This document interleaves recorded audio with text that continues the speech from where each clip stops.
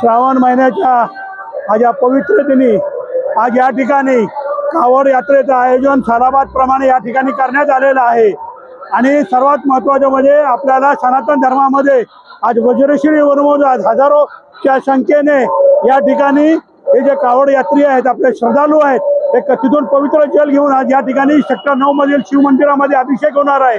आणि मी सर्व लोकांना श्रावणी श्रोमाच्या शुभेच्छा देतो आणि या प्रार्थना करतो की अशाच प्रकारचं धर्माचं पालन करण्यासाठी अशा प्रकारचे उपक्रम सतत होत राहो आणि हिंदू धर्माचं संरक्षण करणारे असे अनेक प्रकारचे उपक्रम आहेत। त्याच प्रकारे एक कावड यात्री आहेत आणि कावडी या ठिकाणी श्रद्धा भावनेने आणि सर्वात महत्त्वाचं आहे की अनेक वर्षापासूनची जी प्रथा आहे नवी मुंबईत ती कावड यात्री ज्यावेळेला अशा प्रकारच्या कावड यात्रामध्ये सामील होतात आणि एक सर्वात महत्त्वाचं ते कुठल्या तरी वस्तू सोडून टाकतात। जसं उदाहरणार्थ कोण सिगरेट पिणारा असेल, तंबाखूवाला असेल, गुटखा खाणारा असेल, दारू पिणारा असेल, ते अशा प्रकारच्या चांगले विचार आपल्या मनामध्ये ठेवून हे सगळं जे वाईट विचार आहे ते सोडून टाकतात।